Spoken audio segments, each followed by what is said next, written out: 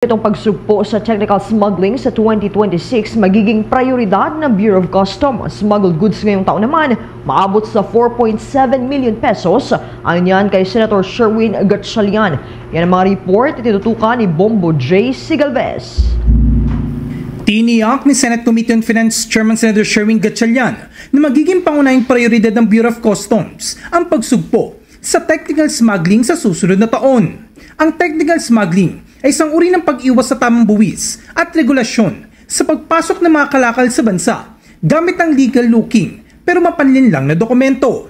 Sa pagpapatuloy ng deliberasyon sa panukalang pondo para sa 2026, natanong ni Senadora Risa Ontiveros kung pangilan sa prioridad ng ahensya ang paglutas sa technical smuggling, lalo na't malaki ang naluluging kita ng mga magsasaka dahil sa mababang deklarasyon ng imported na bigas.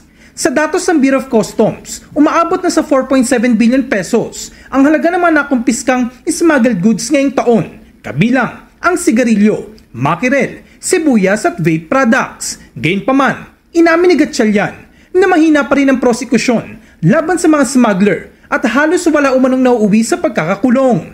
Positibo naman si Ontiveros sa pagtutok ng ahensya sa kampanya kontra technical smuggling, ngunit iginiit na dapat malinaw ang magiging target. Binigyan din ni Gatchalian na bukod sa pagpapaigting ng pagkumpiska, dapat ding palakasin ang prosecution at conviction rate. Tuloy-tuloy po yung kanilang pagsugpo dito po sa smuggling sa ating bansa. So to date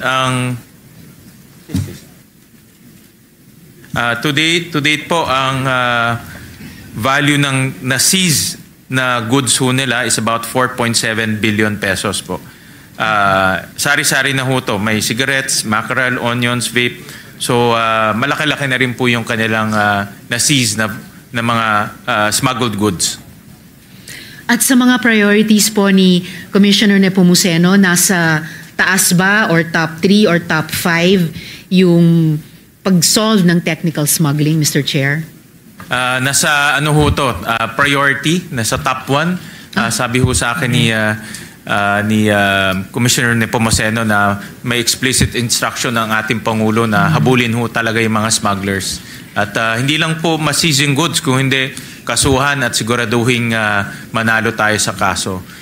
Sinabi rin niya na may nakamimbing Memorandum of Agreement sa pagitan ng Bureau of Customs at Department of Justice para sa joint activities kontra smuggling. Naantala ito nang magkaroon ng palitan ng kalihim, ngunit ipinagpapatuloy na umanong naturang inisyatiba. Meron pala ho silang pending na MOA to create this BOC-DOJ joint activity against smuggling. This is during the term of Ombudsman Remulla. No? So medyo na antala lang ho dahil sa pagkakapalit po ng kalihim doon. Pero pinupersuho nila yan para magkaroon ho sila ng mas matibay pa na joint activity between the entity that seizes the goods and the entity that files the case, and eventually, hopefully, manalo po tayo doon sa kaso.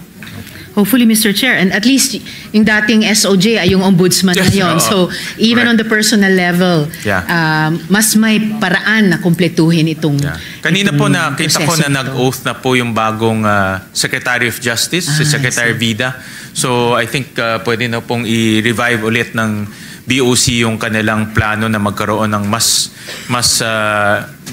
maigting na relasyon sa pagitan ng BOC at DOJ. Para sa Bombo Network News, ako si Bombo J. Sigalvez and this is Bombo Radio Philippines, the #1 and most trusted source of news and information. Basta Radio, Bombo! For the most trusted source of news and information, visit our website at www.bomboradio.com. Follow us on Bombo Radio mobile app, Facebook, YouTube, TikTok, and X, formerly Twitter. Like, share, and stay connected. Anytime, anywhere.